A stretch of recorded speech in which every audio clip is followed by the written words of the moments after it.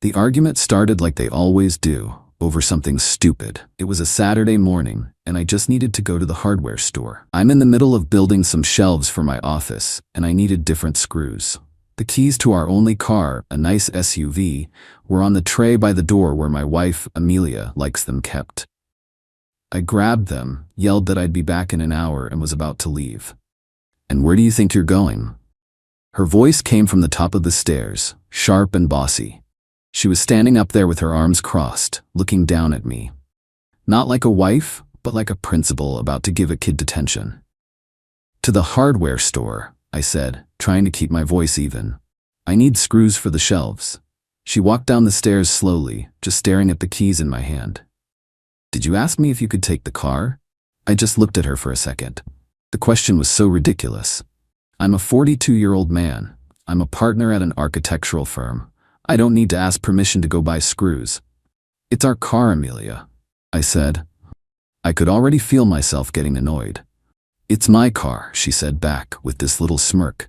"The registration is in my name. The insurance is in my name. Your name isn't on a single piece of paper for that vehicle. It's a privilege for you to use it, not a right." And yeah, technically, she was right. When we bought the car 3 years ago, her dad, who is a financial planner and manages our money, said it was smarter for tax purposes to put it in her name.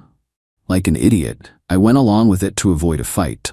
I paid the down payment for my savings, and the monthly payments come from our joint account, which my salary mostly funds.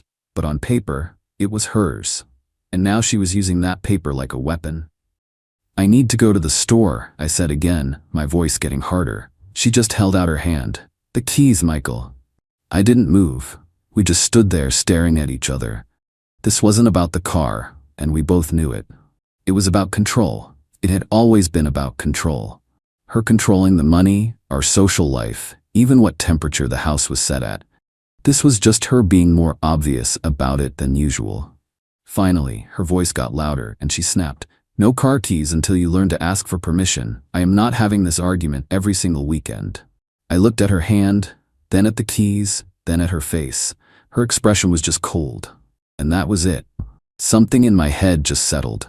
A decision that had been building for years finally clicked into place. This marriage wasn't just bad. It was a cage, and she had just rattled the bars one last time. I didn't yell. I didn't fight. I put the keys right in her hand. "Sure," I said. My voice was calm, almost flat. "You're right. I should have asked." The look of pure victory on her face was something to see. She thought she'd won. She thought she'd put me in my place. She turned with a smug smile and walked back upstairs, leaving me standing there like a teenager who'd just been grounded. She had no idea she hadn't just won a stupid argument. She had just started an avalanche. Update 1. That weekend was weird. I played the part of the good, obedient husband. I finished the shelves with the wrong screws.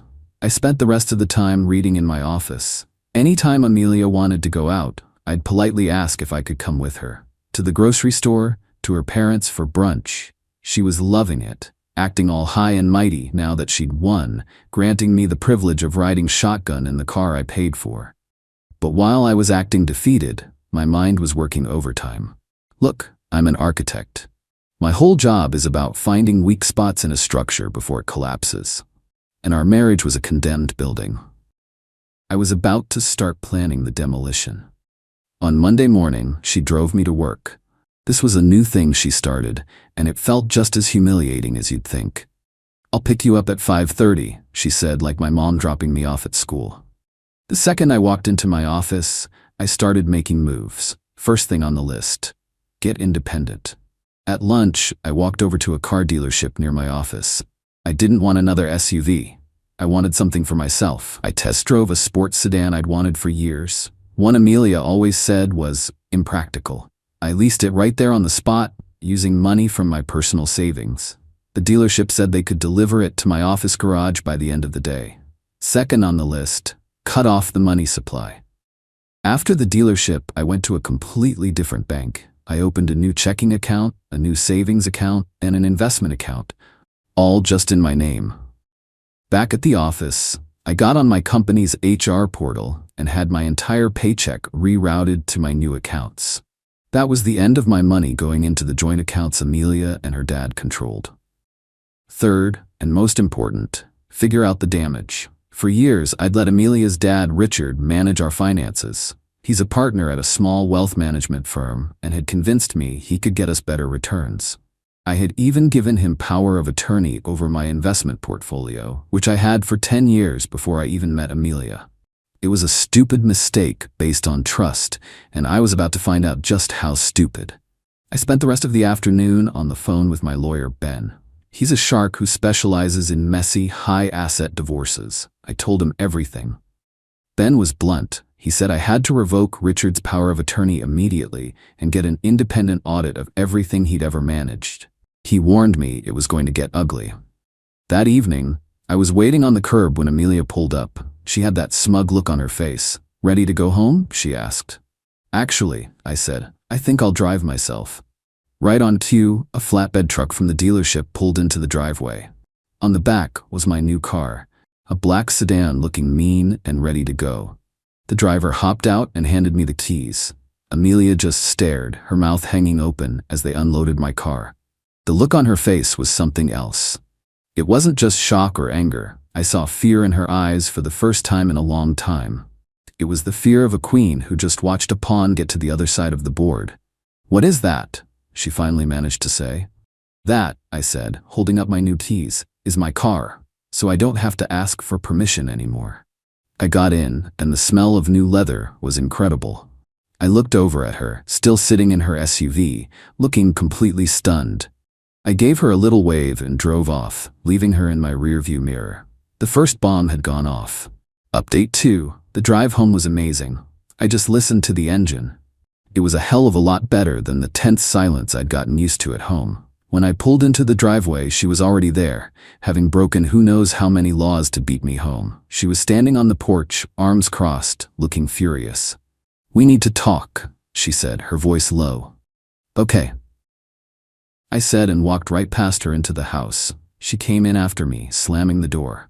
"You bought a car? A $60,000 car? Without even discussing it with me?" "Leased it, actually," I said. "And you're right, I didn't. I made a decision. I need a reliable way to get to work, and my access to the other car became conditional." "Conditional? I just wanted you to ask. It's common courtesy, Michael." "No, Amelia," I said, finally turning to face her. "It's control, and I'm done playing. The new car is just the first of many changes around here." The anger on her face just vanished, and she went pale. She started to look scared. "What does that mean?" "It means I had a very interesting talk with my lawyer today," I said, "and my new bank manager. I'm taking back control of my finances. My paycheck isn't going into the joint account anymore, and I've revoked your father's power of attorney over my investments." Mentioning her father was a direct hit. She actually flinched. "You can't do that. My father is our financial advisor. He has a strategy for us." "He has a strategy for himself," I said back.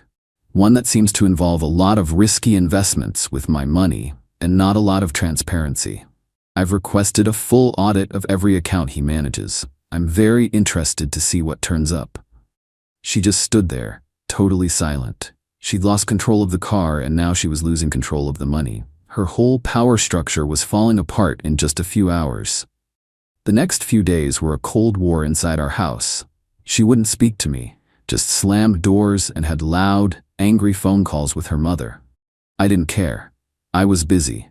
I had a team of accountants going through years of Richard's financial records, and what they were finding wasn't good. He had been churning my accounts, making tons of trades just to generate commissions for his firm. He had invested a huge chunk of my money in a tech startup that went bust, a company he was a secret partner in. He wasn't just mismanaging my money, he was stealing it. The real bombshell landed a week later. The auditors found wire transfers from my investment account to a holding company I'd never heard of. Turns out that company owned the house her parents lived in. He had used over $200,000 of my money to pay off his own mortgage. With the audit report, I was ready. I told Amelia to have her parents at our house on Saturday morning for an urgent financial discussion. I told her to have them bring their lawyer. I told her my lawyer, Ben, would be there too. They arrived acting all offended and defiant. Richard walked in like he owned the place, already complaining and demanding answers. "This is a breach of trust, Michael." After all I've done for you." I didn't say a thing. I just let Ben take over. Ben was a shark. He calmly laid out everything from the audit, with charts and copies of the illegal wire transfers. He explained, in simple terms, the legal definitions of investment fraud and embezzlement.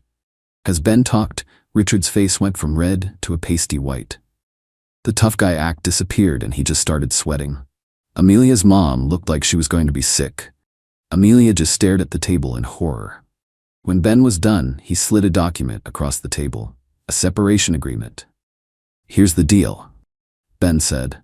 "Michael is willing to not press criminal charges against you, Richard. He's also willing to not sue your firm into the ground, which you would lose. In exchange, you will repay every penny you stole, with interest.